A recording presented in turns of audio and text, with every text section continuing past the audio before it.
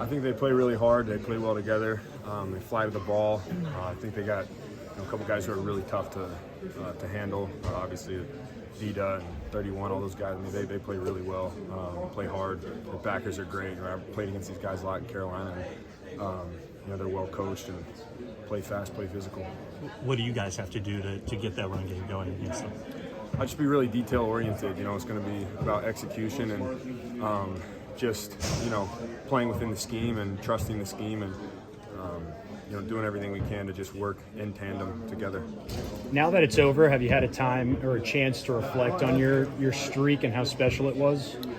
No, not really. In the middle of the season, you're just preparing each week the same exact way, whether or not there's all that, the individual statistics stuff. I think you kind of focus on at the end of the year and appreciate it for what it is, but obviously winning is the most important thing.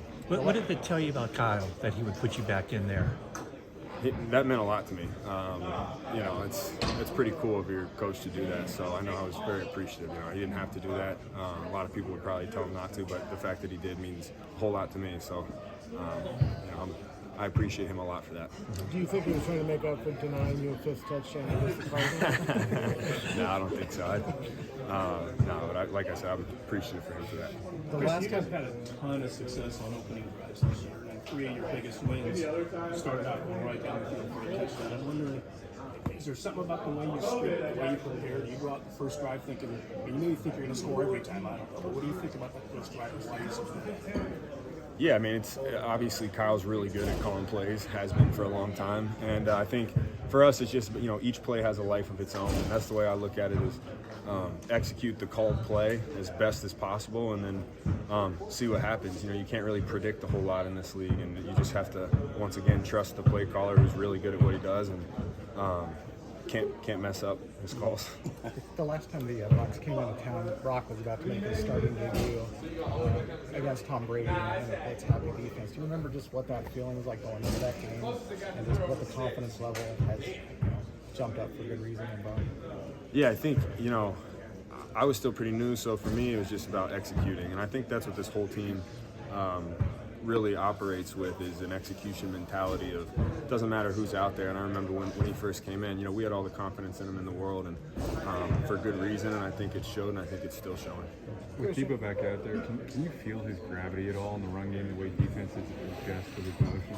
Definitely. Not just that, but he blocks hard too. All those guys block hard, so we definitely feel his presence. Football's a lot of fun when he's out there.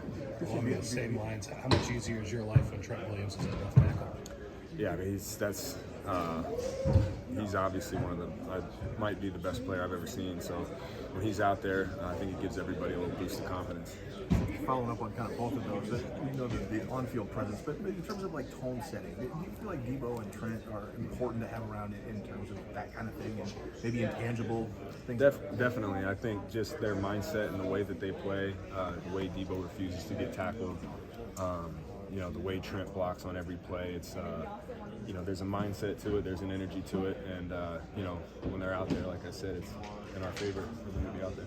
Christian, I know you're an appreciator of the game and the record that you're now tied with. Did you kind of look back at Lenny Moore? If you look at his career statistics, he's very similar back to you. He had about half as many receiving touchdowns as he did rushing touchdowns over a 2-year period. Did that kind of open your eyes to him a little bit and where your place is in the game along with him?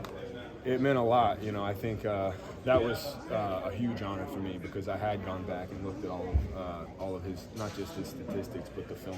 And he's a special player, a special back, somebody who did a lot off the field as well.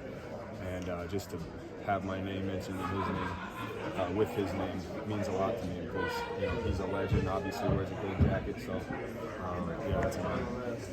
Christian, you just said Trent Williams might be the best player you've ever seen. That's pretty big praise. Like, yeah. How has he risen to that level in your mind? He's better than a lot of the people they play. I mean, he's really good. There's nothing he can't do.